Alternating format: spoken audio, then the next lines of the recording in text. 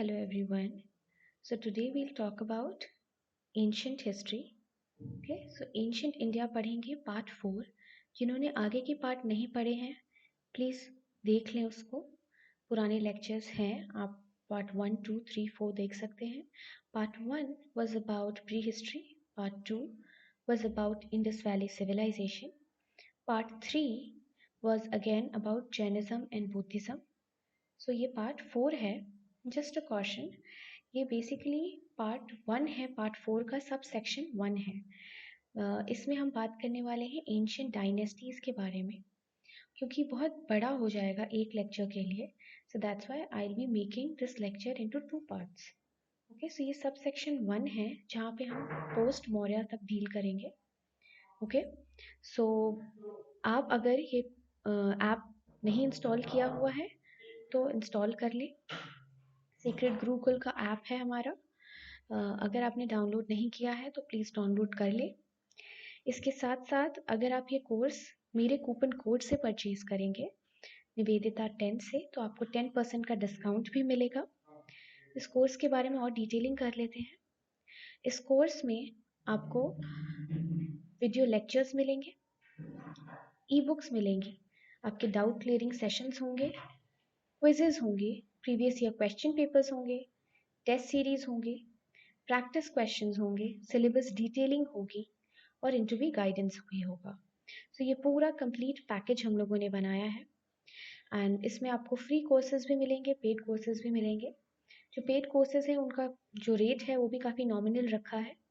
So please अगर आपने app install नहीं किया है तो इंस्टॉल कर लें और आप फ़ायदा उठा सकते हैं हमारे टीचिंग का, हमारे इन कोर्सेज का। So moving next, let's get started. So in this lecture, we'll talk about major ancient Indian dynasties, and this is part 1. Again, I'm saying this is part 1. इसमें हम पोस्ट मौर्य तक डील करेंगे। Gupta post Gupta जो होगा वो next lecture में part 2 में बनाऊंगी मैं। सो डेफिनेटली हम लोगों ने पहले बात कर लिया है प्री हिस्ट्री का, हमने इंडस वैली के बारे में बात कर लिया है, फिर हमने बात किया है वैदिक एज के बारे में, हमने बुद्धिज़्म जैनिज़्म के बारे में बात किया है। तो जो बुद्धिज़्म जैनिज़्म के बारे में भी जब बात किया था हमने, तो हमने बात किया था कि हम 6th सेंचुरी बीसी में घुस चुके हैं। उस समय आयरन की खोज भी हो चुकी है, लेटर वैदिक में ही खोज हो गई थी, आयरन का यूसेज बढ़ रहा था। तो 6th सेंचुरी बीसी में हम बेसिकली देखना चाह रहे हैं अब कि जो डायनेस्टीज हैं वो कैसे हैं, राइट। सो 6th सेंचुरी बीसी में this era was basically known as the era of second urbanization. Second urbanisation क्यों, फर्स्ट अर्बनाइजेशन क्यों नहीं? ऋग्वेदिक सोसाइटी तो विलेज सोसाइटी थी। दिस इज प्रोबेबली बिकॉज जो ऋग्वेदिक सोसाइटी थी उससे पहले हमारे पास एक सिविलाइजेशन था, that was urban, that was an urban civilisation, और उसका क्या नाम था? Indus valley civilisation. तो इंडस वैली सिविलाइजेशन में हमने देखा था कि पूरे अर्बन सेटलमेंट्स थे हमारे पास। तो अब उसके बाद उसका तो डिक्लाइन हो गया, फिर हमारे पास वैदिक एज आया। सो वैदिक एज में कोई ऐसा बड़ा सेटलमेंट तो था नहीं, ट्राइबल थे, सारी सेटअप ट्राइबल थे। सो दैट मीन्स हमारे पास अर्बनाइजेशन का एक फेज तो इंडस वैली के टाइम पे था। तो ये अर्बनाइजेशन का फेज कौन सा होगा? Second. That's why 6th century BC is known as the era of second urbanisation. So after the decline of Harappan towns and nearly after a gap of more than 1000 years, बहुत बड़े gap के बाद ये आया है, urban settlements, urban centres emerged again. बस क्या हुआ कि इनकी ज्योग्राफी थोड़ी सी चेंज हो गई। पहले सेटलमेंट्स आपके घाघर हाकरा बेसिन इंडस के पास हुआ करते थे। अब क्या हुआ है कि they have shifted from north west, Punjab Haryana western UP से शिफ्ट होके कहाँ आ गए हैं? ईस्टर्न यूपी, बिहार, गंगा के पास आने लगे हैं। As I have told you before also कि कोई भी सेटलमेंट हो तो वो हमेशा रिवर के पास ही होता है।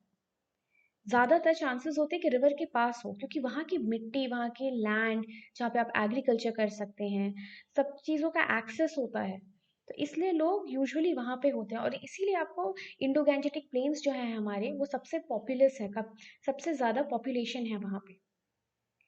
Then this region was not only fertile on account of better rainfall and river system, but was also closer to iron production center. Iron की खोज हो चुकी है इस टाइम पे, तो बेटर आयरन टूल्स और वेपन्स बन रहे थे. तो this enabled some territorial state to become very large. और वो क्या कहलाने लगे, बड़े बड़े जो टाउन्स बनने लगे, महाजनपद कहने लगे हम उनको, महाजनपद. What do you mean by जनपद? जनपद, जन means people and पद means foot. तो जहाँ पे ह्यूमन ने फुट रखा, फुट रखने का क्या मतलब है, जहाँ पे ह्यूमन सेटल होने लगे, ज़्यादा बड़े तौर पर एक बड़ी सेटलमेंट होने लगी, और उसी में जो टाउन्स बनने लगे उनमें कुछ बड़े टाउन्स बनने लगे, तो वो महाजनपद बनने लगे. उनको उनको हम महाजनपद कहते हैं, जो major janapada, bigger janapada. Then most of the Mahajanapad was situated in north of Vindhyas between Bihar in the east to northwest frontier. अब हमने बात किया ही है कि ईस्टर्न यूपी और बिहार की तरफ सेटलमेंट्स आपके शिफ्ट हो चुके हैं. Now from circa 600 BCE, the political history of India is the history of struggles between states for supremacy. Towns बड़े होने लगे तो लोग उसको टेरिटोरियलाइज करने लगे, लोग रूल करने लगे. अब जब रूलर्स आसपास बहुत सारे हों तो हमेशा टसल्स होते ही हैं, हमेशा आपके मतभेद होते रहेंगे. तो ये पूरा पॉलिटिकल हिस्ट्री जो है वो इसी चीज को डील करता है 6th सेंचुरी बीसी में, कि कैसे कैसे लोग पावर स्ट्रगल के लिए लड़ रहे थे. So according to Buddhist text Anguttara Nikaya, Anguttara निकाय becomes very important for your prelims point of view. PT में क्वेश्चन डेफिनेटली आ सकता है कि अंगुत्र निकाय कौन सा टेक्स्ट है, जैनिज्म का है, बुद्धिज्म का है, ब्राह्मणिज्म का है, कोई उपनिषद का पार्ट है, तो आपको पता होना चाहिए this is a Buddhist text. Okay, so इसमें क्या बताया गया है, 16 इंडिपेंडेंट स्टेट्स के बारे में बताया गया है, जिनको हम पढ़ते हैं महाजनपद के नाम से. Moving next, you can see this is the whole map of a subcontinent. तो यहाँ देखो आपका है कंबोज, गांधार, इनका capital Gandhara was Takshashila. So basically ये जो पार्ट है ये हमारे इंडिया में अब नहीं है, मॉडर्न डे इंडिया में नहीं है.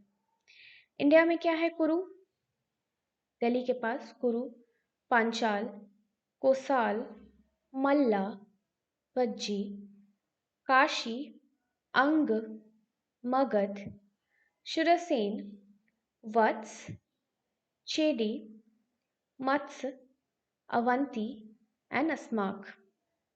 तो ये सारे आप देखोगे कि पूरा ये गंगा वैली के आसपास का ही रीजन है. This is where your Ganga flows. और पहले हमारा इंडस वैली सेटलमेंट जो था वो यहाँ पे था. Moving next, it should be noted that most powerful state in 6th century were Magad, कोसाल, वत्स, अवंती, और दो रिपब्लिक्स भी थे, वज्जी, मल्ला. इनको कहते हैं गण संघ. गण संघ means Republic, group of people rule करते थे, तो उनको कहते हैं गण संघ और Republic. Republic, okay, not monarchy but Republic. Then archaeologically, 6th century BC is marked by beginning of NBPW phase. Now, what is NBPW? Northern Black Polished Ware. ये एक पॉटरी का टाइप था. लेटर वैदिक में हमने PGW देखा था, painted grey ware. अब इस फेज से हम लोग नॉर्दर्न ब्लैक पॉलिश्ड वेयर देखने लगेंगे, शाइनी वेयर्स, शाइनी पॉटरीज होने लगेगी, एकदम polished pottery. And the second urbanisation in India, ये भी हम देखते हैं, ऑब्वियसली अभी सेकेंड अर्बनाइजेशन की बात हुई. Then this is derived on the basis of literary testimony of the early Buddhist Pali text, Sanskrit Sutra, literature and archaeological evidences from early NBPW sites. NBPW refers to northern black polished ware, which was glossy, shiny type of pottery. अभी discuss किया. Then this was made from very fine fabric, right? So अब आप देखोगे कि ये phase में money का usage भी बढ़ गया है, beginning of money economy, okay, monetary economy. Now as early series of punch marked coins have been excavated. तो यहाँ से आपको punch marked coins मिलेंगी. punch marked मतलब एक coin उसके ऊपर कुछ engraved है, कुछ punched है, तो इनको कहते हैं punch marked coins. तो ये भी आपको मिलता है यहाँ से. 6th सेंचुरी BC में बेसिकली हमने क्या क्या देखा, हमें NBPW मिलता है, हमें महाजनपद मिलते हैं, हमें पंच मार्क्ड कॉइन्स मिलते हैं. तो याद करते रहिए, ये सारी चीजें आपकी 6th सेंचुरी BC में सबसे ज्यादा इंपॉर्टेंट थी. आप ये भी देखोगे कि रिलीजन में भी चेंजेस आ रहे हैं, क्योंकि बुद्धिज्म जैनिज्म इसी फेज में आए हैं, तो रिलीजन में भी चेंजेस आ रहे हैं. So along with metal money, burnt bricks and ring bells too appeared. क्या क्या, मेटल मनी तो मिले ही, पंच मार्क्ड कॉइन्स, इसके साथ साथ बर्न्ट ब्रिक्स मिले हैं और रिंग वेल्स मिले हैं. उसके बाद और क्या देख सकते हैं हम, यहाँ पे एक्सपेंशन हुआ है बहुत सारे विलेज सेटलमेंट का. ऑब्वियसली जब महाजनपद बना है तो बड़े बड़े विलेजेस, बड़े बड़े टाउनशिप्स बने होंगे, राइट. और पॉपुलेशन की ग्रोथ हुई है गंगा वैली के आसपास. सेठी, यहाँ सेठी की बात हो रही है. Sethi, Sethi was a high level businessman. That means trade भी फ्लरिश कर रहा है, राइट. मनी लेंडर्स होते थे, इनका नाम सेठी था. So both artisan and merchants lived in fixed locality in town known as Vesas, जहाँ पे merchants रहते थे. merchant streets को कहते हैं Vesas. और आपको और भी जगह मिलेंगे, जैसे आपको बेसिकली इसको डिवाइड कर दिया है नॉर्थ और वेस्ट. उसमें let me just erase it first, ताकि आपको थोड़ा क्लियर हो जाए. यस, सो नाउ आपको डिविजन पता होनी चाहिए. दिस इज वेरी इंपॉर्टेंट कि ऊपर वाला जो पार्ट है, विच इज जो नॉर्थ का पार्ट है, उसको कहते हैं आप उत्तरा पथ, एंड सदर्न पार्ट जो है आपका, उसको कहते हैं दक्षिणा पथ. ओके. जो आपका ईस्टर्न पार्ट होगा, इसको कलिंग, उड़ीसा का पार्ट था. और वेस्टर्न पार्ट जो है आपका इधर, ये अवंती कहते थे, MP का पार्ट है. अवंती राष्ट्र, अवंती राष्ट्र बोलेंगे. और सेंट्रल पार्ट जो था पाटलिपुत्र के लिए, प्राची या पाटलिपुत्र बोलते हैं. सेंट्रल पार्ट मध्य देश. ओके. सो यही बात हो रही है कि डिवीजन हो चुका था रीजनल रूट्स में, उत्तर पथ एंड हियर दक्षिण पथ. ओके. पोर्ट सिटी थी एक आपकी तम्रलिप्ति, जो कि आपके बे ऑफ बंगाल में थी. Tamralipti was a port city. Okay. And Pataliputra in Magadha to Pratishthan on Godavari, ये पूरा एरिया आपका कनेक्ट होता था वेस्टर्न कोस्ट से. जैसे मैंने बात किया, पाटलिपुत्र को हम सेंटर मानते हैं. एंड उत्तर पथ, दक्षिण पथ, कलिंग एंड अवंती राष्ट्र. ओके. अब यहाँ पे आप देख सकते हो महाजनपद की पूरी लिस्ट बनाई है मैंने. Let me first erase all of this. Yes. तो अब आप देखोगे कि हमने पूरी लिस्ट बना रखी है. पहले है अंग, जिसका कैपिटल है चंपा. ये आपके मुंगेर, भागलपुर रीजन बिहार में है. ये आपको याद रखना बहुत जरूरी है BPSC के पॉइंट ऑफ व्यू से. देन आप देखते हैं मगध, जिसका राजगीर बोलते हैं कैपिटल, और ये गया एंड पटना के लोकेशन में है. Again this is in Bihar. Then Kashi, Banaras obviously in UP. Vatsa, capital है Kaushambi, which is in Allahabad UP. Kosala, Shravasti capital है, eastern UP. Shurasena, Mathura capital है, again UP, western UP. Panchala, जिसका कैपिटल है दो, अचहित्र एंड कंपिल्य, ये भी वेस्टर्न यूपी के पार्ट है. कुरु, इंद्रप्रस्थ, अगेन ये मेरठ, मतलब दिल्ली के पास है, तो मेरठ और हरियाणा टच करता है, द फ्रंटियर्स ऑब्वियसली. देन मत्स्य, विराटनगर, जयपुर राजस्थान का पार्ट है.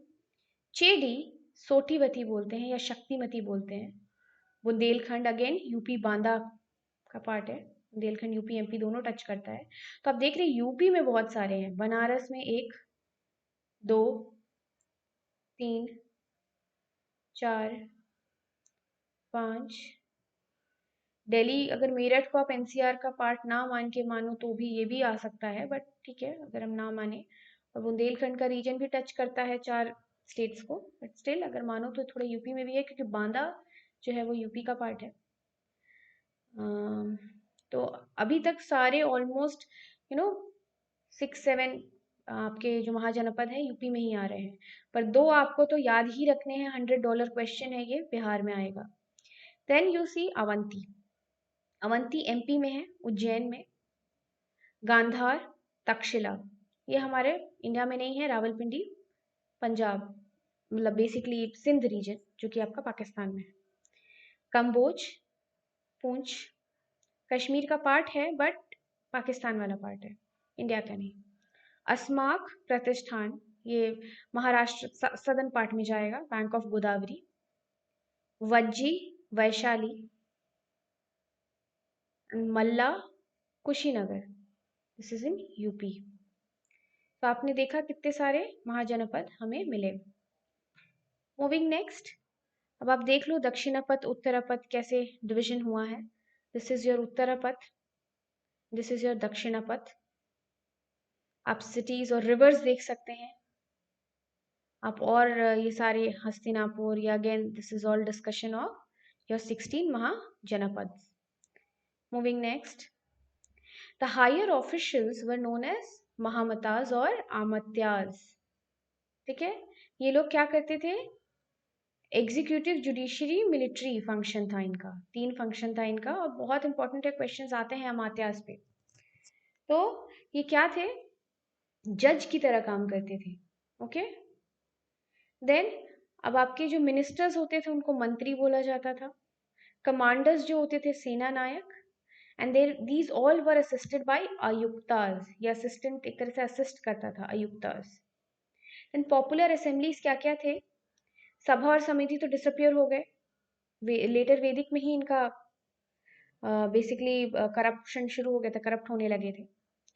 परिषद आ गया, स्मॉल बॉडी थी परिषद, ठीक है, 6th सेंचुरी बीसी में। बट इस समय इतना वर्ण डिवीजन हायर था कि ये पूरा ब्राह्मण्स के कंट्रोल में था, जो कि basically Brahmans were advisers to the king. In this period marks the origin of Indian legal and judicial system. Of course इतना जो महामताज अमात्याज बहुत इंपॉर्टेंट थे। Earlier people were governed by tribal law, but यहाँ पे क्या हुआ है, अब क्या है, ट्राइब्स नहीं, अब इतना क्लास डिस्टिंक्शन हो चुका है और कास्ट ग्रुप्स जो कि वर्णा द्वारा हुए हैं, इतना डिवीजन हो चुका है कि अब एक सिंगल ट्राइबल लॉ जैसा नहीं होगा। अब लॉज भी जो थे वो फेवर करते थे हायर वर्णास को। Higher varnas were considered pure माने जाते थे, पवित्र माने जाते थे। ठीक है, मूविंग नेक्स्ट, अब हमें पता चलता है कि यहाँ पे कुछ कुछ ऐसे महाजनपद थे जो डोमिनेंट थे, डोमिनेट करने लगे। अब उनको जोग्राफिकल इंपॉर्टेंस मिला, उसकी वजह से उनकी इकोनॉमी भी बेटर थी, और पॉलिटिकल आर्मी को भी, एक इकोनॉमिकली देश अच्छा हो तो उसको उसकी आर्मी भी अच्छी होती है, क्योंकि आप उनको बेटर फीड कर सकते हैं, बेटर पे कर सकते हैं, बेटर आपके पास साइंस एंड टेक्नोलॉजी से मिलिट्री टेक्निक्स हो सकती हैं, आपके पास वेपन्स हो सकते हैं। सो उस वजह से ये सब चीज़ों की इम्पोर्टेंस थी, जोग्राफिकल इम्पोर्टेंस हो चाहे पॉलिटिकल इकोनॉमिक इम्पोर्टेंस हो। मगध वॉज फ्लरिशिंग, मगध सबसे डोमिनेंट हो चुका था, सबसे बड़ा महाजनपद था। So the political conflict amongst Mahajanapad ultimately led to emergence of Magad as the most powerful state and the center of a vast empire. तब मगध के हम जल्दी से एक पर एक प्रीकैप कर लेते हैं। हरण्यक डायनेस्टी थी सबसे आपकी पहली डायनेस्टी, मगध डायनेस्टी, जिसका फाउंडर थे Bimbisara. He was succeeded by Ajatashatru. Then end में नंदाज आते हैं इनके बाद।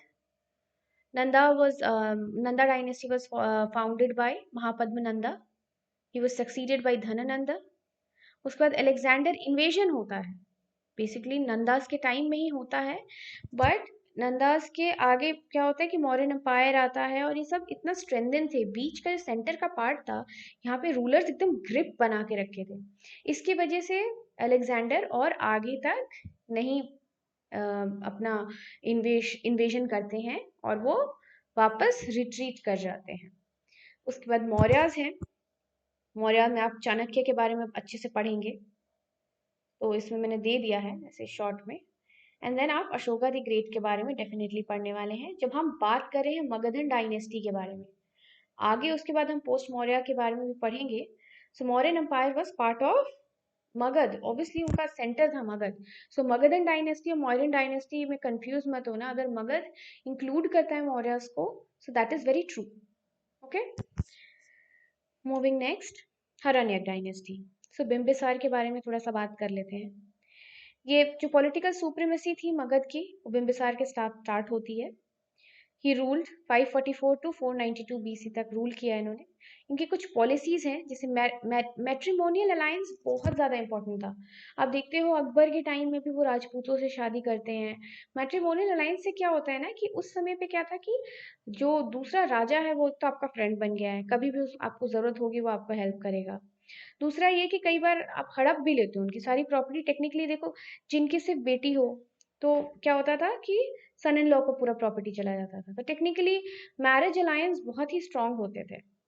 सो his first wife was from Kosala dynasty, Kosala से थी। कोसाल एक महाजनपद, तभी हमने पढ़ा। और उनकी जो दूसरी ये कोसालन प्रिंसेस थी, सिस्टर, ये प्रसन्नजीत की सिस्टर थी। तो इनको डाउरी में क्या क्या मिल गया, काशी मिल गया। सो यू नो कितना इंपॉर्टेंट है मैट्रिमोनियल अलायंस। फिर दूसरी थी इनकी लिच्छवी प्रिंसेस चिलना, जो वैशाली से थी, जिनसे अजात शत्रु जो सक्सेसर हैं इनके बेटे वो पैदा हुए। Then she was daughter of Madra clan. Okay, तो सबके सब ऐसे अलायंसेस बनाए थे इन्होंने, ऐसे ऐसे जगहों से, ऐसे ऐसे प्रिंसेसेस से शादी किया था इन्होंने, ताकि उनकी भी टेरिटरी इनको मिल जाए। He believed that friendship with strong rulers and conquest of weak neighbors to expand the empire। ये empire इनका बड़ा अच्छा था कि जो शत्रु है, जो कमजोर शत्रु है, उसको पहले हराओ, उसका पूरा empire ले लो, और strong जो लोग हैं ना उनसे फ्रेंडशिप करो। Then he was contemporary of Buddha and Mahavira. मैंने बात की है 6th सेंचुरी बीसी में बुद्धिज्म जैनिज्म भी फ्लरिश हो रहा है। तो ये बिम्बिसार जो है, इनको कहते हैं कि बुद्धिज्म से बहुत ज़्यादा इंस्पायर्ड थे।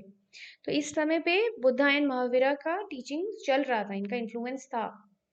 Then he built capital at Rajagiri, Girivraja भी कहते हैं Rajagiri, which was an impressive city and almost surrounded by 5 hills। अब क्या इंपॉर्टेंस थी कि मगध ही राइज किया, जोग्राफिकल इंपॉर्टेंस यही था कि उसका रीजन ऐसा था कि कोई जल्दी आ नहीं सकता है, आक्रमण नहीं कर सकता है, चारों तरफ हिल्स से सराउंडेड है, and closed by stone walls from all side, पूरी फोर्टिफिकेशन हो रखी है। Then earlier it had rivalry with Avanti king Pradyota, but later Bimbisara उनके फ्रेंड बन जाते हैं, क्योंकि जब उनकी तबीयत खराब होती है तो वो अपने रॉयल फिजिशियन, जिनको जीविकास कहते हैं, जीविकास, ओके, अजीविकास से कंफ्यूज नहीं होना, अजीविकास बुद्धिज्म में जो पढ़ा है, जीवक, जीवक है जो कि इनके रॉयल फिजिशियन है। तो उनको उज्जैन भेज के इनको देखने के लिए भेजा था। सो ये दक्षिणा पथ से अवंती तक इनका दबदबा हो जाता है, क्योंकि Pradyota also becomes his friend. Moving next, Ajatashatru. So he was son of Bimbisara और बहुत इम्पेशेंट थे। He even killed his father, ऐसा कहा जाता है। So he was very aggressive. इनके जो ये इन्होंने लेकिन फॉलो किया था अपने फादर के एक्सपेंशनिस्ट पॉलिसी को, लेकिन इन्होंने मिलिट्री कॉन्क्वेस्ट के साथ फॉलो किया। कोसाल को एनेक्स कर लिया, प्रसन्नजीत जो थे उनके ruler. Then he used two innovative military weapons, war engine, ठीक है, which was used to those stones like catapults, then carrots with mace, mass killing करते थे इससे। then इन्होंने फोर्टिफिकेशन स्टार्ट कर दी थी राजगिरी पे, राजगिरी का फोर्ट बनाया इन्होंने। और इस टाइम पे क्या हुआ था कि बुद्धा डाइड, तो बेसिकली बुद्धिज्म भी करप्ट होना शुरू हो चुका था। पर इन्होंने, आप देखोगे कि बुद्धिज्म का इन्फ्लुएंस अभी तक बहुत ज्यादा था। इन्होंने फर्स्ट बुद्धिस्ट काउंसिल भी अरेंज कराई है। ओके, मूविंग नेक्स्ट, उदयन या उदयभद्र। आपको इम्पोर्टेंट है बीपीएससी पॉइंट ऑफ व्यू से बहुत ज्यादा, because he was the one who founded the new capital eight Pataliputra, modern day Patna जिसको बोलते हैं, जो हमारे बिहार का कैपिटल है, ही फाउंडेड एक्चुअली। और ये किस चीज पे कॉन्फ्लुएंस पे है, गंगा और सोन के कॉन्फ्लुएंस पे बना है। देन बेसिकली ये मर्डर्ड हो जाते हैं, ऐसे ही होता है उस टाइम पे, तो रूलर्स को, कोई एक रूलर दूसरा रूलर को मार देता है। So he gets killed by king of Avanti. Moving next, अब हरनेक डायनेस्टी खत्म, लास्ट रूलर जो था ही वाज किल्ड। तो शिशुनाग जो कि पहले वाइसरॉय रहे हुए हैं, वो क्या बन जाते हैं, जब कोई रूलर मर जाए तो सक्सीड करने के लिए बहुत लोग आगे आ जाते हैं। So Shishunag becomes very dominant and he succeeds उदाइन, और वो किंग बन जाता है, और इनकी डायनेस्टी इन्हीं के नाम पे है, शिशुनाग डायनेस्टी। और टेम्परेरीली वो क्या करते हैं, पाटलिपुत्र से अपना कैपिटल वैशाली की तरफ शिफ्ट कर लेते हैं। So the most important achievement of Shishunaga was to defeat Avanti. Avanti को डिफीट करते हैं, क्योंकि अवंती के जो रूलर थे उन्होंने किल कर दिया था उदाइन को, ऑलरेडी उनका दबदबा बन रहा था, तो इन्होंने उन्हीं को किल कर दिया। And this brought to end of the 100-year-old rivalry between Magad and Avanti.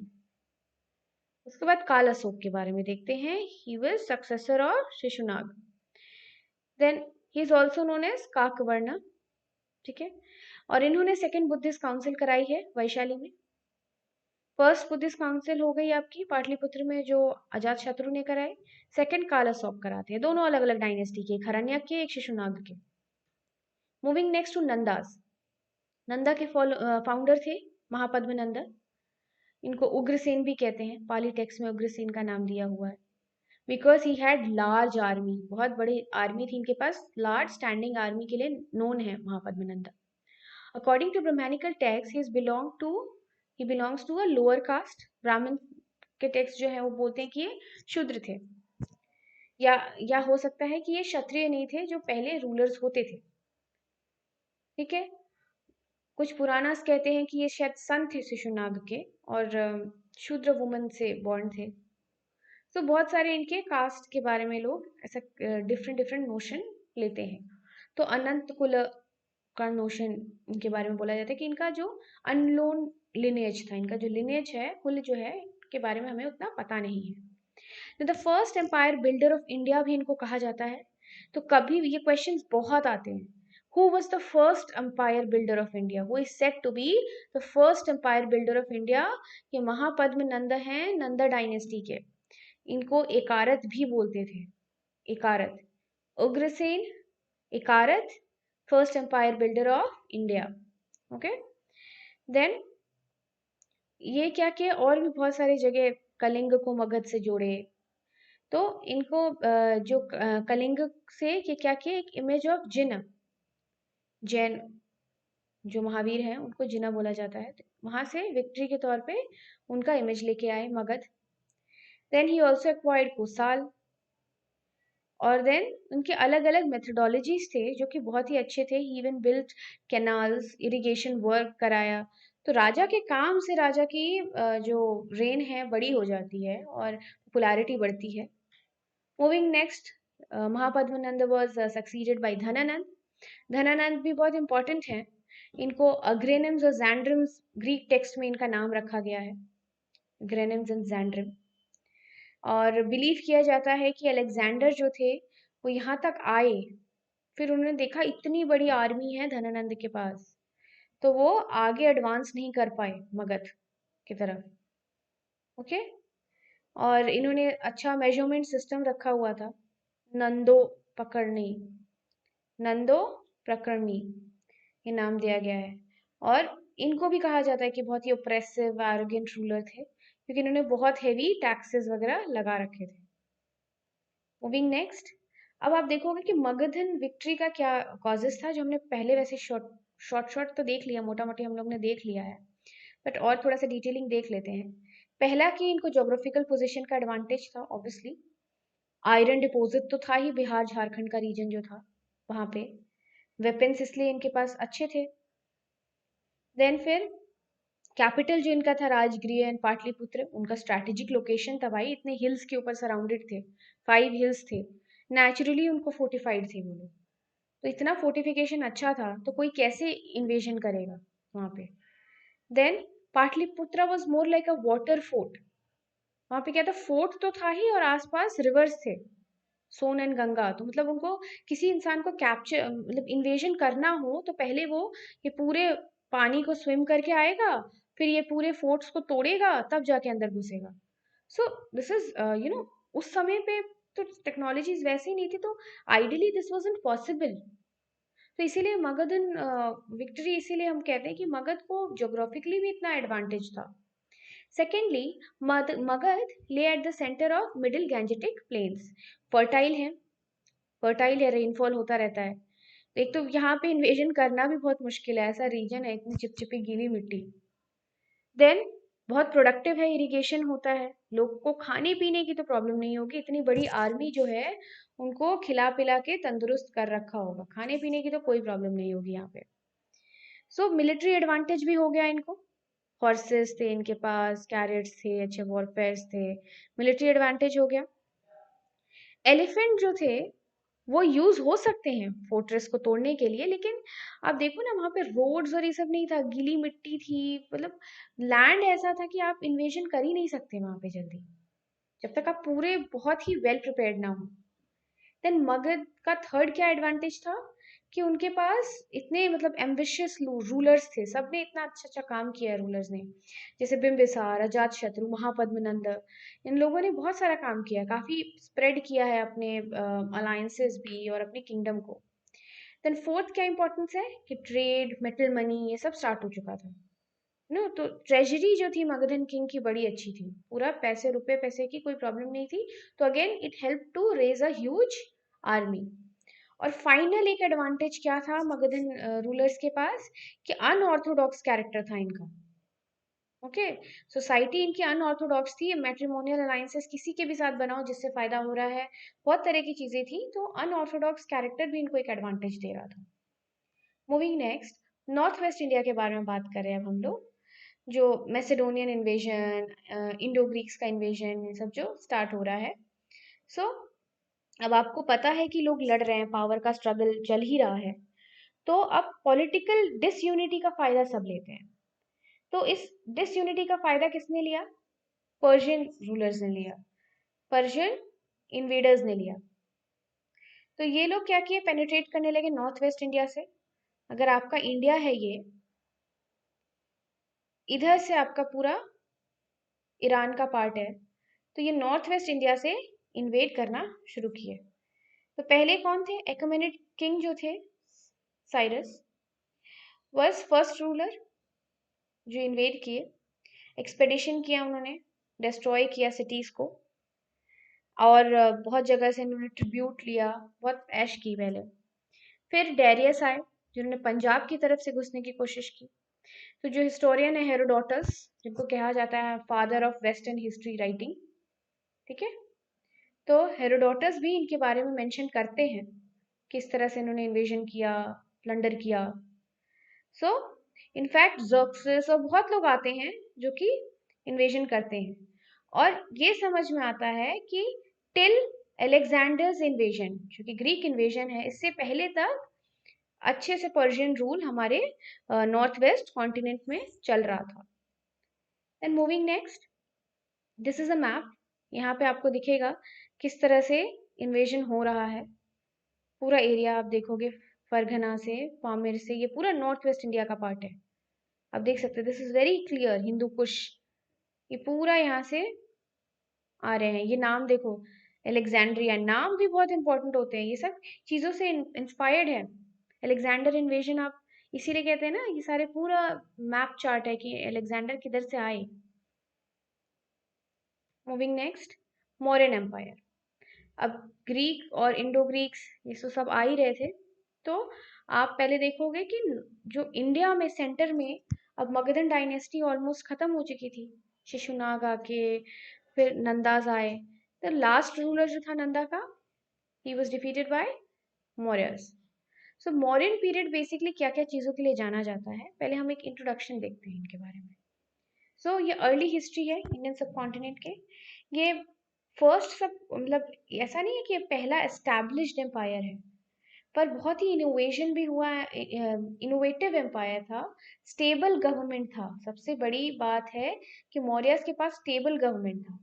और क्या क्या सोर्सेज हैं ये जो बताते हैं, अर्थशास्त्र जो कौटिल्य ने लिखी है, और इंडिका जो मेगस्थनीज की है। और भी सोर्सेस है, जूनागढ़ इंस्क्रिप्शन जो कि रुद्रदमन का है, जो बताता है कंस्ट्रक्शन ऑफ सुदर्शन लेक, जो कि चंद्रगुप्त ने किया है। चंद्रगुप्त मौर्य फाउंडर है मौर्यन एम्पायर के। फिर ईडिक्स के बारे में बताते हैं, जो अशोका की ईडिक्स हैं, रॉक ईडिक्स, वो भी बताती है इस रीजन के बारे में बहुत कुछ। और भी लिटरेरी सोर्सेज हैं, जैसे हेमचंद्र की परिशिष्ट पर्वन, ये भी बताते हैं चंद्रगुप्त का कनेक्शन जैनिज्म से। सो बेसिकली तो जैना टेक्स्ट, जैना राइटर हैं, तो ये भी चंद्रगुप्त का जो कनेक्शन है जैनिज्म से, दैट मीन चंद्रगुप्त के बारे में बात करते हैं। देन विशाखा दत्ता मुद्र रक्षसा, विशाखा दत्ता की मुद्र रक्षसा एक बुक है 5th सेंचुरी की। तो ये भी बात करती है चाणक्य के बारे में, जो कि चंद्रगुप्त के समय में थे। फिर और भी टेक्स्ट हैं, दंदिन की दाशकुमार चरित्र, बाणभट्ट की कादम्बरी। फिर बुद्धिस्ट टेक्स्ट भी बहुत सारे हैं, महावंश, मिलिंद पन्ह, महाभाष्य, दीपवंश, अशोक वंदन, दिव्य वंदन। तो ये सारे टेक्स्ट भी बात करते हैं आपके ये मौर्यन एम्पायर के बारे में डिटेल में, स्पेशली चंद्रगुप्त मौर्य के बारे में। मूविंग नेक्स्ट, अर्थशास्त्र के बारे में देख लेते हैं। अर्थशास्त्र का मतलब क्या होता है? साइंस ऑफ मटेरियल वेलबींग, या हम बोलते हैं science of state craft. Basically state craft के बारे में बात हो रही है यहाँ पे। So artha means material wellbeing superior than both dharma and dharma and kama. धर्म और काम से भी सुपीरियर है आपका अर्थ, मटेरियल वेलबींग। सो अर्थशास्त्र बेसिकली पॉलिटिकल थॉट्स जो हैं चंद्रगुप्त मौर्य के जो चीफ मिनिस्टर थे कौटिल्य, उनको चाणक्य या विष्णुगुप्त भी बोलते हैं, तो इनका वर्क है। और इसको कंपेयर भी किया जाता है इटालियन रेनेसा राइटर्स से, जो कि हैं आपके माइकेवेली, निकोलो माइकेवेली, जिन्होंने द प्रिंस बुक लिखी है, द प्रिंस। तो इनसे भी कंपेयर किया जाता है कौटिल्य को। This is your Chanakya. Moving next, Megasthenes indica. Indica is an account left by Greek ambassador Megasthenes, जिनको भेजा किसने था? सेल्यूकस निकेटर ने भेजा था। ग्रीक किंग थे सेल्यूकस निकेटर, जिनके एम्बेसडर थे मेगास्थनीज, जो चंद्रगुप्त मौर्य के फोर्ट में आके रहे हैं, वहां पे पाटलिपुत्र में, मौर्यन कैपिटल पाटलिपुत्र में। इनकी बुक जो है अभी सरवाइव तो नहीं की है, बट फ्रैगमेंट्स में है, जिसे ग्रीक और लैटिन मतलब राइटर्स जो हैं और वो यूज करते हैं। डिडोरस है, प्लिनी है, स्ट्रैबो है, देखोगे अरेरियन है, ये सारे लोग इनको इनके वर्क को यूज करते हैं। तो फ्रैगमेंट्स में जो इनका वर्क यूज हुए हैं, इससे हमें पता चलता है मेगास्थनीज के थॉट के बारे में, ऑल्दो ये बुक सर्वाइव नहीं की है। Okay, moving next, Mauryan empire. Mauryan empire को और डिटेल में डायनेस्टी वाइज देखते हैं। तो डायनेस्टी वाइज सबसे पहले आपको दिखता है चंद्रगुप्त मौर्य। चंद्रगुप्त मौर्य अपने ऑब्वियसली मेंटोर जो थे चाणक्य, कौटिल्य के हेल्प से अपना डायनेस्टी रूल करते हैं। चंद्रगुप्त का नाम सैंड्रोकोटस दिखेगा आपको ग्रीक स्कॉलर्स के वर्क में। देन ग्रीक सोर्स बताते हैं चंद्रगुप्त और अलेक्जेंडर की मीटिंग के बारे में भी बताते हैं। Then they also talk about conflict between Chandragupta and Seleucus Nicator, जो कि जनरल थे अलेक्जेंडर के। तो चंद्रगुप्त डिफीट किए हैं अलेक्जेंडर को, बेसिकली सेल्यूकस जिनको भेजा गया था मौर्यन कोर्ट में। Then he was chief architect of Mauryan empire, basically इन्होंने ही मौर्यन एम्पायर को पूरा राइज किया, स्ट्रेंथन किया है। और जैना वर्क्स में भी इनके बारे में बताया जाता है कि चंद्रगुप्त मौर्य जैनिज्म को भी लेटर स्टेज में अडॉप्ट करते हैं। श्रवण बेलगुला मैसूर के पास है, वहां पे जाके, क्योंकि वो भद्रबहु जो थे आपके, जो आपके जैना सेंट हैं भद्रबहु, ये साउथ इंडिया में जब चले गए थे अपना जैनिज्म को स्प्रेड करने, तो उनके साथ उनके अलायंस में रहे, एंड उन्होंने सलाकना कहते हैं डेथ बाय स्लो स्टार्वेशन, उसको अटेन किया। Moving next, Bindusara succeeded Chandragupta Maurya. इनका नाम एंड्रोकोटस बोला जाता है, अमित्रोकेट डिस्ट्रॉयर ऑफ फोर्स, ठीक है। वाइल महाभाष्य जो है उनको अमित्रघेट बोलते, मतलब अमित्रोकेट, बस इतना याद रखो। बिंदुसार को बोला जाता है। Then he conquered the land between two seas, ऐसा कहा जाता है कि अरेबियन सी और बे ऑफ बंगाल के बीच के पूरे लैंड को इन्होंने कॉन्कर किया है। तो कभी भी पूछा जाए who is said to be have conquered the land between two seas, that is Bindusara. उसके बाद अशोक। अशोक जो है ग्रेटेस्ट किंग कहलाते हैं, greatest king of all time. और इनके जो मतलब रूलर हैं, उन्होंने direct, he was like basically the first ruler जिन्होंने डायरेक्ट कांटेक्ट बनाया लोगों से अपने इंस्क्रिप्शन के थ्रू, लिख लिख के उस पर अपने बारे में, अपनी पॉलिसीज के बारे में। उसी से हमें पता चलता है कि अशोका एम्पायर बहुत वेल डेवलप्ड एम्पायर था। सो इनके मतलब वेरियस एम्परर्स रहे हैं, बुद्ध शाक्य कहते हैं, वेरियस नेम्स रहे हैं जो इनके लोग यहाँ पे बोला करते हैं, वेरियस नेम्स रहे हैं एम्परर के इनके। So the Ashok the great emperor, तो इनके बड़े बड़े नाम रहे हैं। बुद्ध शाक्य बोला जाता है इनको, इनका एसोसिएशन बेसिकली बुद्ध के साथ दिखाया जाता है। मस्की ईडिक्ट है, उन पे अशोक के नाम मिलते हैं आपको। धर्मशोक, धर्मशोक सारनाथ इंस्क्रिप्शन में आपको दिखेगा। देवनाम पियादासी दिखेगा आपको नाम। फिर श्रीलंकन क्रॉनिकल्स हैं, बुद्धिस्ट क्रॉनिकल्स, दीपवंश, महावंश, वो भी बताते हैं इनके बारे में। सो इस तरह से आप देखोगे कि अशोक और बुद्धिज्म का काफी कनेक्शन रहता है। And this starts after Kalinga war. एक नया फेज अशोक का मिलता है जब वो अपने बुद्धिस्ट पाथ पे चलने लगते हैं, वो नॉन वायलेंस को अटेन करने लगते हैं। So he bans animal sacrifice, slaughtering of animal for food. He established dharmashalas, hospitals, sarais through his kingdom. फिर बृहद्रथ जो थे आपके लास्ट रूलर थे, इससे आपका मौर्यन एम्पायर का अंत हो जाता है। तो ये आप पूरा देख सकते हैं मौर्यन एम्पायर, पूरा रीजन आप देख सकते हैं मौर्य डायनेस्टी है। Okay, you can take a screenshot, pause and visualize it. Moving next, Ashoka and dhamma. Ashoka का धम्म से क्या रिलेशन था? So there are 33 inscriptions. Major rock edict, minor rock edict में उसको सेपरेट कर दिया है, major pillar edicts, minor pillar edicts में। इनके इंस्क्रिप्शन के क्या क्या आपके स्क्रिप्ट्स हैं? Brahmi, Kharosthi, Prakrit, Aramaic and Greek languages. तो ये सब जेम्स प्रिंसेप ने डिसाइफर किया है, पता लगाया, खोज की। So Ashokan inscription do not contain certain key ideas associated with Buddha's teaching. लोग ऐसा कहते हैं बुद्ध अशोका का जो धम्मा है वो बुद्धिस्ट धम्मा जैसा है, बट बहुत सारे डिफरेंस रहे हैं। जैसे अशोकन इंस्क्रिप्शन में कहीं भी 8 फोल्ड पाथ, ये जो हमने बुद्धिज्म में पढ़ा है, 4 नोबल ट्रूथ, निर्वाण या निबना को अटेंड करना, तो ये सारी चीजें आपको अशोकन इंस्क्रिप्शन में नहीं मिलेगी। और क्या डिफरेंस है? आइडियोलॉजिकल डिफरेंसेस भी हैं। जैसे धर्म का जो कॉन्सेप्ट है वो धम्म से बहुत डिफरेंट है। मतलब बुद्धिस्ट धर्म का डिफरेंस अशोकन धर्म से काफी ज्यादा है। जैसे यू नो इंस्पिरेशन आपको देखिएगा कि मिडिल पाथ इंस्पायर हुए हैं बुद्धिज्म से, लेकिन दैट डजंट मीन कि वो दोनों सेम चीज है। Basically his Dhamma was aimed at creating an attitude of mind having primacy of ethical behavior and recognition of dignity of human life। तो क्या क्या एस्पेक्ट्स आपको दिखेंगे? Generosity, obedience to father, respect for teachers, इस तरह की चीजें आपको दिखेंगी। Welfare of its people. Moving next, इनके रॉग एटिक्स, इनके पिक्चर्स आप देख लो। देन फर्स्ट रॉक एडिक्ट क्या बोलता है? ये मैसेजेस मैंने लिखे हैं, कभी कभी पूछ देता है कि एनिमल सैक्रिफाइस इनके कौन से नंबर के एडिक्ट में था, या कलिंग एडिक्ट्स कौन से नंबर के एडिक्ट्स हैं, तो ये आपको पूछता है कभी कभी। तो एनिमल सैक्रिफाइस के बारे में फर्स्ट एडिक्ट बताता है। देन उसके बाद वेलफेयर ट्रीटमेंट, मेडिकल ट्रीटमेंट के बारे में सेकेंड एडिक्ट बताएगा। थर्ड एडिक्ट बेसिकली आपको बहुत सारे ऑफिशियल्स के बारे में बताता है, प्रादेशिकाज, रजुकाज, युक्ताज, ये सब थे, इंस्पेक्शंस करते थे और preaching of Dhamma.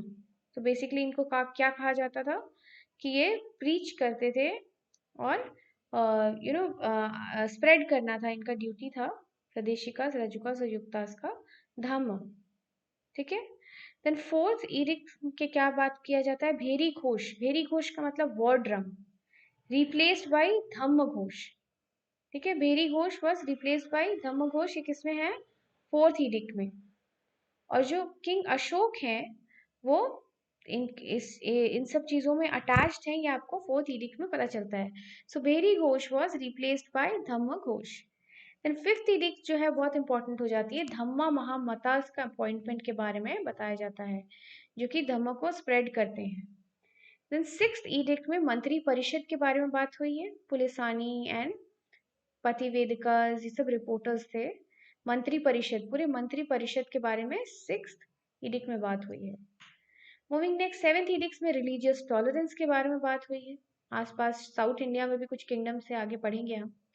Eighth addict में रॉयल प्लेजर के बारे में बात हुई है, जो कि रिप्लेस कर सकते हैं आप धम्म टूर से। बाहर इधर उधर रॉयल्टी के लिए घूमने से बेटर है आप धम्म यात्रा करो। तो अशोक खुद गए थे संबोधि बोध गया। नाइन्थ एडिक्ट में बेसिकली वो यूजलेसनेस, जो यूजलेस सेरेमोनियल रिचुअल्स होते थे ना, जहाँ पे आप एक्सेसिव पैसे खर्च करो, कोई मतलब नहीं है उनका, और तो उससे बेटर है कि आप धम्म और मॉरल कंडक्ट पे स्ट्रेस दो। फिर टेंथ एडिक्ट बताता है कि किंग को कोई डिजायर नहीं था ग्लोरी या फेम का। इलेवेंथ एडिक्ट बताता है कि जो धम्म था वो बेस्ट गिफ्ट था। ओके, धम्म क्या इंक्लूड करता है, आप अपने एल्डर्स को रिस्पेक्ट करो, अच्छा बिहेवियर करो स्लेव्स के through. Then twelfth edict talks about mahamattas, okay, non tolerance और ये सारी चीजों के बारे में बताता है।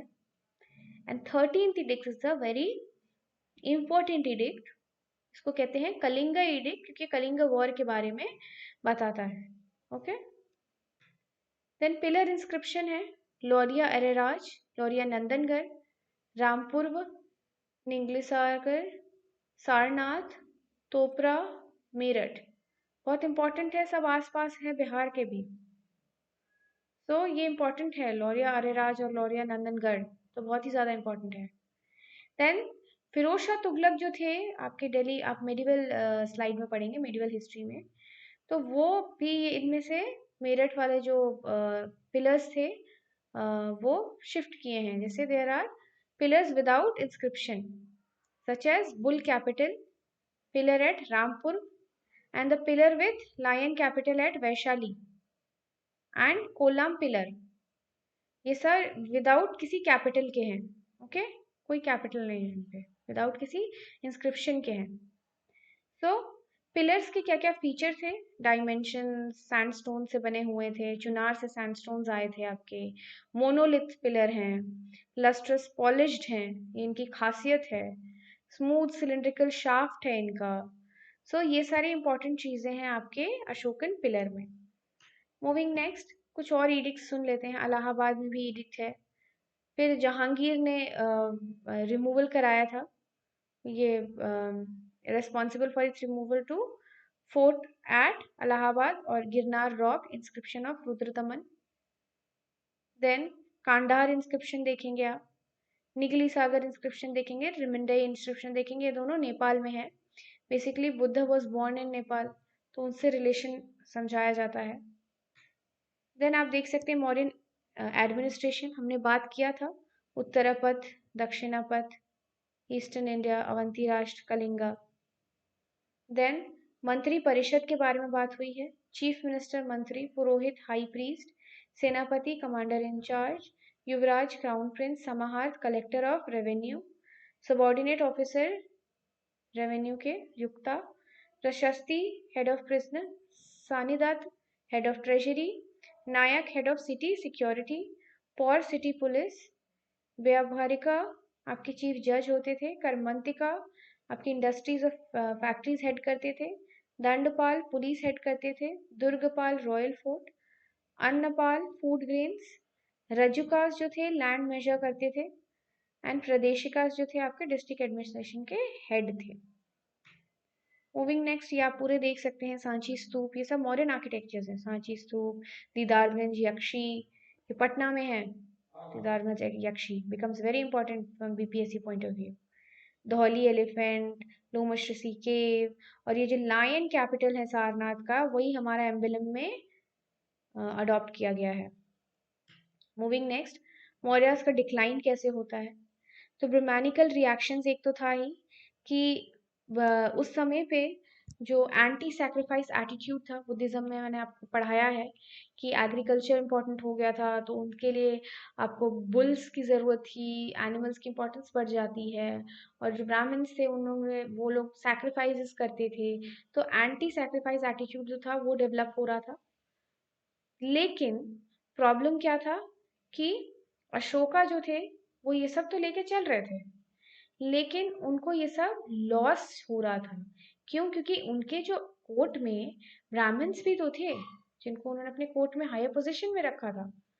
तो उनको बेसिकली अशोक को बहुत सारा लॉस हो रहा था, इनकम वाइज भी, लाइवलीहुड के ऑप्शन से भी, ब्राह्मण्स को भी, जो गिफ्ट देते थे अशोक को, तो बहुत सारी चीजें कनेक्टेड थी। फिर धम्म महामतास जो थे वो यूजुअली कन्फ्लिक्ट में आ जाते थे ब्राह्मण्स के साथ, क्योंकि ये भी काफी एलैबोरेटेड ऑफिशियल्स थे, सेलिब्रेटेड ऑफिशियल्स थे, तो ब्राह्मण्स के साथ इनका टसल्स रहता था हमेशा। सोशल मोरालिटी, ऑर्डर, ये सब के लिए भी तो मेंटेनेंस चाहिए, कोई भी चीज फ्री की नहीं होती। देन ओप्रेसिव रूल जो प्रोविंस में था, जैसे कि उन लोग को, सिटीजन्स को बिल्कुल एकदम मिसरूल और करप्ट ऑफिशियल्स के लिए मना कर दिया गया था, तो उन लोग को ऐसा लगता था कि हमारे ऊपर ज़्यादा जोर ज़बरदस्ती हो रही है। देन आप देखते हो फाइनेंशियल क्राइसिस तो हो ही रहा था, क्योंकि अब इतनी बड़ी लार्ज आर्मी है, आप कोई वॉर लड़ नहीं रहे, कोई टेरिटरी कब्जे में नहीं कर रहे, ब्यूरोक्रेसी है, आपने इतने बड़े बड़े ऑफिशियल्स बना रखे, उनको खिलाओगे पिलाओगे क्या? फाइनेंशियल क्राइसिस जनरेट हो रही थी। फिर मटेरियल कल्चर और न्यू नॉलेज तो था ही, आयरन की वजह से आ गया था। तो मगध का जो स्पेशल एडवांटेज था ना, ये भी जो मगधन एम्पायर ही है, मौर्यंस, तो इनका जो एडवांटेज था वो अब लॉस हो रहा था, क्योंकि हर जगह ये सारी चीजें आ रही थी, मटेरियल कल्चर डेवलप हो रहा था।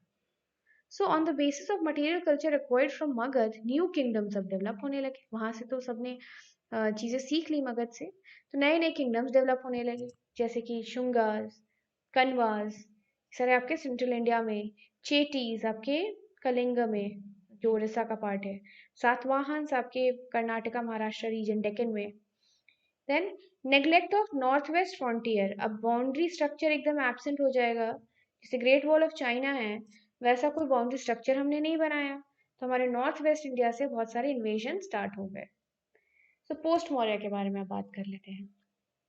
अब post 6th century, 200 to 300 C, 200 BC to 300 C, यहाँ पे क्या हुआ, कोई बड़े बड़े एम्पायर्स तो नहीं आए हैं, जो बड़े मौर्यन एम्पायर है तो उसकी जैसे नहीं आए हैं, टूटे हुए छोटे छोटे एम्पायर्स आए हैं, बट इनके historical, political and cultural achievements बहुत रहे हैं।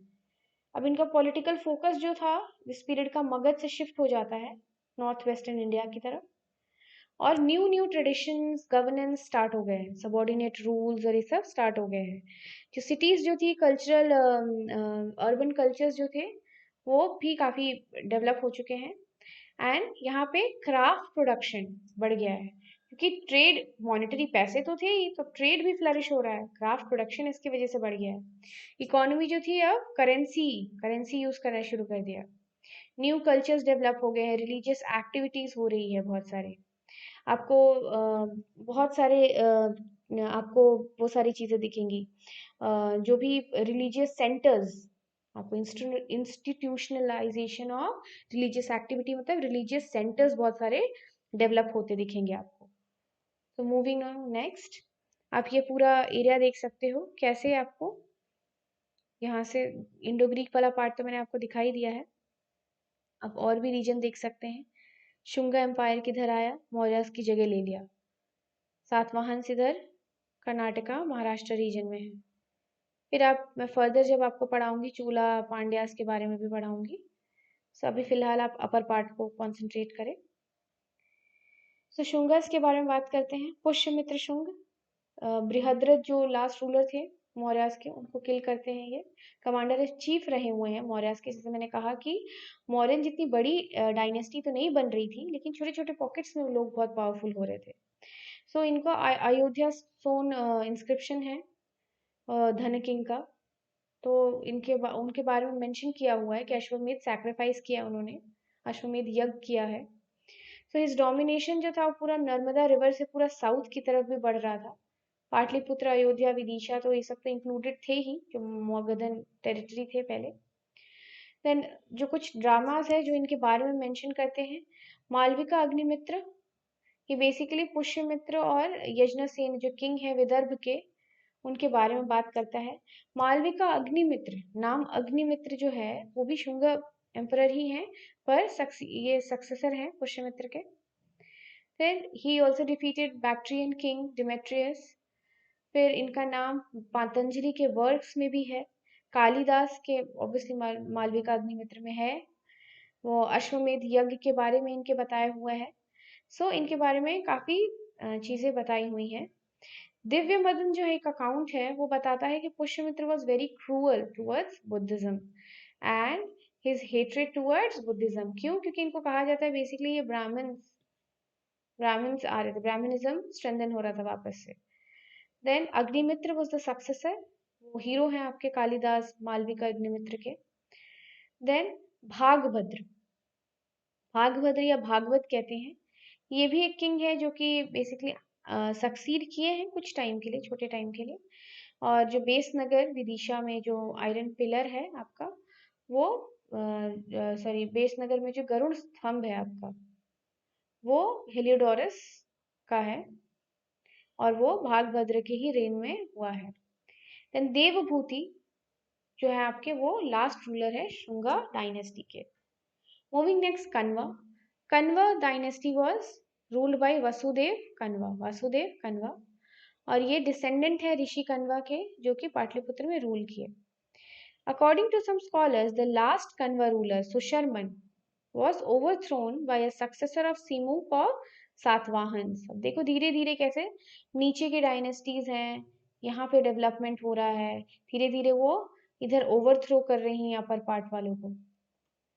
इंडो ग्रीक्स, अब क्या है, नॉर्थ वेस्ट फ्रंटियर बाउंड्री जो है वो तो गार्डेड है नहीं, तो वहां से तो इन्वेजन हुआ ही है। फर्स्ट सेंचुरी बीसी में इंडो ग्रीक्स आते हैं। सो द बैक्ट्रियन ग्रीक्स जो हैं वो नॉर्थ वेस्ट पार्ट को रूल करते हैं, इसीलिए उनको इंडो ग्रीक्स का नाम दिया गया है। They are first to issue gold coins, ये पीटी पर्सपेक्टिव से बहुत इंपॉर्टेंट है, प्रीलिम्स पर्सपेक्टिव से $100 क्वेश्चन है ये। और इन्होंने और क्या क्या चीजें एक्सकवेट की, पॉइंट्स ऑफ सिल्वर, कॉपर, निकल की भी एक्सकवेशन किया। देन डिमेट्रियस हैं आपके king of Bactria.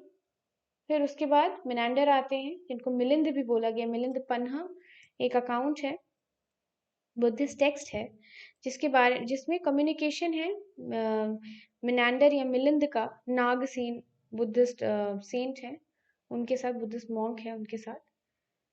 Then moving next, ये एक स्लाइड है, आप देख सकते हैं, इंडो ग्रीक्स, साइथियंस या शाका बोलते हैं, कुशान्स एंड पार्थियंस या पल्लवास। ये सारे मेजर फॉरेन इन्वेजन्स हुए हैं after the decline of Mauryas. Then main Kushan rulers जो हैं, पहले हम देख लेते हैं। हिरेरियस हैं जिनको बोला जाता है कि was the first Kushan king, but इतना ज़्यादा इनके बारे में बात नहीं हुआ है। हम बात करते हैं कजुला कटफिसिस के बारे में, जिनको कहा जाता है बेसिकली इन्होंने पूरा किंगडम सेटअप किया। देन वीमा किडविसिस जिन्होंने इनको सक्सीड किया। उसके बाद कनिष्क का नाम आता है, Kanishka is basically the second greater Kushan empire, emperor sorry, second greatest Kushan emperor. Then Kushan empire क्या क्या चीजें देखता है, बहुत सारे रोमन कॉन्टैक्ट्स देखता है, इंडो रोमन ट्रेड देखेगा, ट्रेड विथ चाइना देखेगा। मूविंग ऑन नेक्स्ट, कनिष्क के बारे में बात कर लेते हैं। कनिष्क काफी फेमस रूलर हैं जो कि कुशान डायनेस्टी के हैं, लोगों को याद नहीं होता कि कनिष्क का डायनेस्टी क्या है और क्वेश्चंस में पूछ देता है। So he was a डिवोइड Buddhist. जब बात होती है तो इनको एम्परर अशोका द ग्रेट के साथ भी कंपेयर किया जाता है, बुद्धिज्म इनका जो कनेक्शन था Buddhism. Then he built a stupa भी बनाया है इन्होंने। देन इन्होंने काफी सारे अमेजिंग स्ट्रक्चर्स बनाए हैं पेशावर में, जो कि अब मॉडर्न डे पाकिस्तान में है। Then Buddha's bone, 3 of Buddha's bone को रख के एक स्तूप बनाया है। देन बहुत सारी चीजें इन्होंने की है। ये चाइना के साथ इनका काफी अच्छा कांटेक्ट रहा है। चाइना का जो फर्स्ट एक्सपीरियंस है बुद्धिज्म के साथ, तो कनिष्क का बुद्धिज्म के साथ बहुत बड़ा रोल है। Moving next, impact of central Asia. यहाँ पे क्या क्या चीजें हैं? पॉटरी और आर्किटेक्चर इन्फ्लुएंस हुआ, कि बर्न्ड ब्रिक्स जो थे सेंट्रल एशिया से टेक्निक्स आए, टिपिकल पॉटरी जो रेड वेयर वगैरह थे, और भी चीजें, स्प्रिंकलर्स, स्प्राउटेड चैनल्स, ये सब आए। देन ट्रेड एंड एग्रीकल्चर, तो क्या था कि इंटीमेट कॉन्टैक्ट्स है सेंट्रल एशिया का इंडिया के साथ, क्योंकि आसपास हैं दोनों, तो ट्रेड वगैरह हो सकता था। अल्टाई माउंटेन्स वगैरह हैं, तो एक कंट्रोल बेसिकली कुशान्स का था सिल्क रूट की तरफ, तो ये सारी चीज़ें ट्रेड में बहुत हेल्प कर रही थी। देन ग्रीक्स जो थे वो गोल्ड कॉइन्स तो ले आए थे, लेकिन कुशान्स जो थे ये फर्स्ट रूलर थे जो कि बहुत वाइडर स्केल में इशू किए हैं। तो क्वेश्चंस कई बार आता है, was the first to introduce gold coins, तब ग्रीक्स होगा। और वो आप जब पूछेगा कि आपसे सबसे ज्यादा मतलब वाइडर स्केल में अगर किसी ने स्प्रेड किया है, ये कॉइन्स लाया है, इंट्रोड्यूस किया इंडिया में, तो that is Kushans. Kushans agriculture भी प्रमोट कर रहे थे और large scale irrigation. Then influence और क्या क्या हो सकता है? मिलिट्री नॉलेज, इक्विपमेंट से हो सकता है, कि एक्सीलेंट हॉर्समैन वो खुद थे, और उन्होंने कैवलरी अच्छी बेटर रखी थी, riding horses, saddle, toe stirrups, ये सारी चीज़ें बहुत अच्छी रखी थी, caps, helmets. Then Shaka Kushan दोनों जो हैं, इन्होंने न्यू टाइप ऑफ ड्रेसिंग्स भी रखी, turban, tunic, trousers, long coat, long boots, इस तरह की जो थी ये, ना ही वॉरियर क्लास के लिए but every section of society. Leather making India में शुरू हो गई थी इस टाइम तक। So practice of making leather began in India during this period. ये $100 क्वेश्चन है। मूविंग नेक्स्ट, सातवाहन को देख लेते हैं। महाराष्ट्र में कहते हैं कि इन्होंने जो आपके कुशान्स थे उनको डिफीट करके आ गए।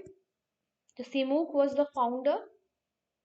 और फेमस रूलर हैं सतकर्णी, गौतमीपुत्र सतकर्णी, 23rd रूलर हैं आपके, 23rd। मूविंग नेक्स्ट, सातवाहन को देखते हैं। फ्यूडेटरीज कौन कौन से थे इनके? राजा, जो कि कॉइन्स वगैरह इम्पोज कर सकते थे, महाभोज एंड सेनापति, जो रेवेन्यू था बोथ कैश एंड काइंड में कलेक्ट होता था। तो Satavahana kings were the first in Indian history to make tax free land grants, Buddhist के लिए और ब्राह्मण्स के लिए, दोनों के लिए। तो ये बहुत ही इंपॉर्टेंट क्वेश्चन है, पहले थे ये लोग जो लैंड ग्रांट्स इम्पोज किए।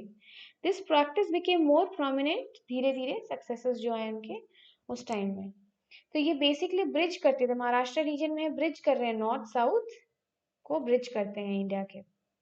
और जो गोल्ड कॉइन्स जो कुशान के थे, ये लोग उसको यूज करने के बजाय ये लोग लेड कॉइन्स इंट्रोड्यूस किए, जो कि रोमन से इंस्पायर्ड थे, lead coins.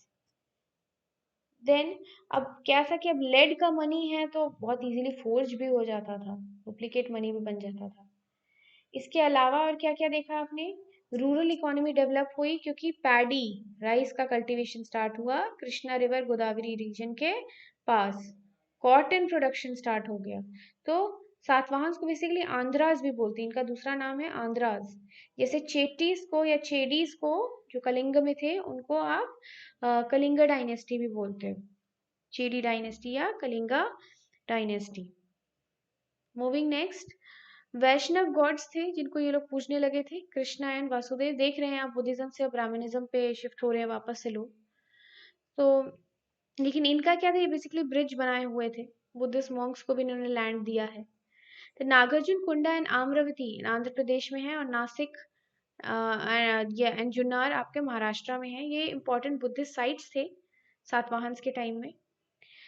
Trade and commerce flourish कर रहा था, तो टाउन्स वगैरह भी अच्छे से डेवलप हो रखे थे।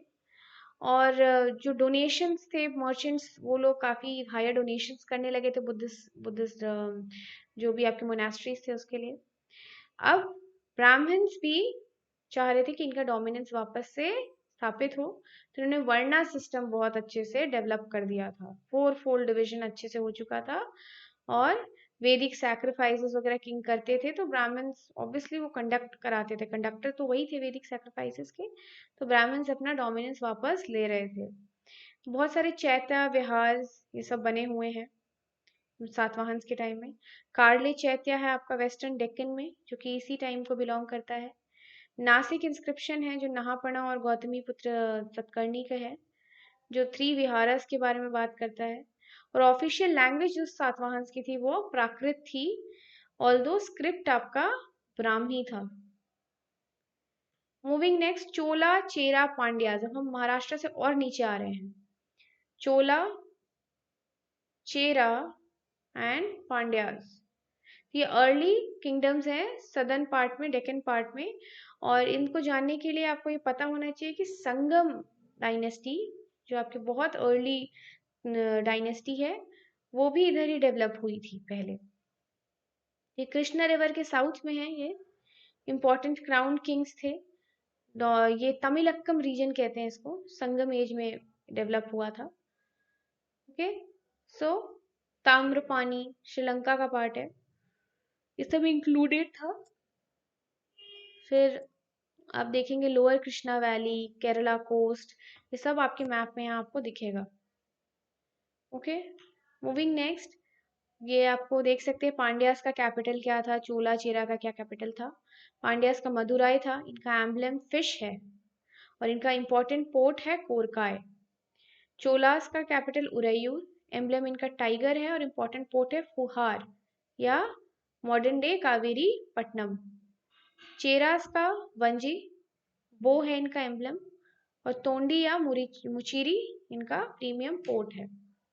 फिर चोला चेरा पांड्यास के बारे में इंडिविजुअली देख लेते हैं।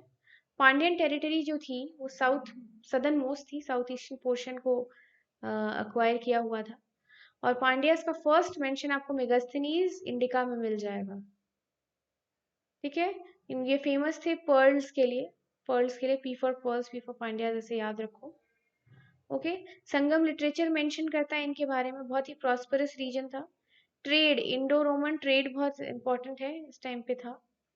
और जो इनके रूलर है नेंदुजिलम वन को कहा जाता है कि वो शिलपधिकरण एक टेक्स्ट है उसमें मेंशन्ड है।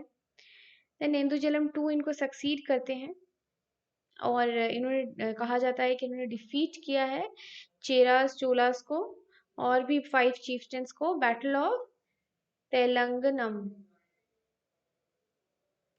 Moving next, Cholas. चोलास चोलामंडलम कहते हैं इनको, नॉर्थ ईस्ट पांड्यास को बिलोंग करते हैं, पेन्नार वेलार रिवर है उनके बीच। और ये पॉलिटिकल पावर, इनका कैपिटल जो था उरैयूर था, और ये बहुत फेमस है कॉटन ट्रेड के लिए। Pandyas pearl, Cholas cotton, C for Chola C for cotton. और इन्होंने बहुत अच्छी एफिशिएंट नेवी बना रखी है। फेमस रूलर इनके कौन से हैं, कारिकला ग्रेटेस्ट ऑफ ऑल कहा जाता है। इन्होंने क्या, पोर्ट सिटी फुहार जो मॉडर्न डे कावेरीपट्टनम है उसको फाउंड किया है। $100 क्वेश्चन आ सकता है एग्जाम में। कावेरी रिवर के एम्बैंकमेंट के पास इन्होंने अपने कंस्ट्रक्शंस किए हैं। Moving next, Cheras. चेरास जो है west and north of Pandyas है, ट्रेड इंडो रेमन ट्रेड के लिए ये मेंशन्ड है। मुचीरी, मुजीरिस जो कहते हैं कोची के पास है, ये इनका बेसिकली पोर्ट सेटलमेंट है।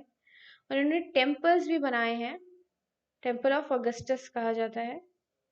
ओके, देन उदयजनरम जो है उदयंजरम, ये आपके उदयंजरल जो है आपके चेरा किंग है और ये अर्लीस्ट नोन चेरा किंग है। नेदुंजरन अदन जो है प्रोमिनेंट नोन किंग है। सेंगुटनम ये ग्रेटेस्ट किंग है, इनको बोला जाता है रेड और गुड चेरा, रेड चेरा या गुड चेरा। बहुत सारे मिलिट्री एक्सपेडिशंस किए हैं इन्होंने और शिलापधिकरण टेक्स्ट में इनका मेंशन है। Moving next, the whole Tamilakam in this period was divided into 5 tenais और eco zones. एग्रीकल्चर तो हो ही रहा था, तो 5 जोन्स बने हैं। Kurinji hilly region, ply arid region, mullai pastoral region, marudam wetland, neital sea coast. So people were engaged in various economic activities like agriculture, craft, trade.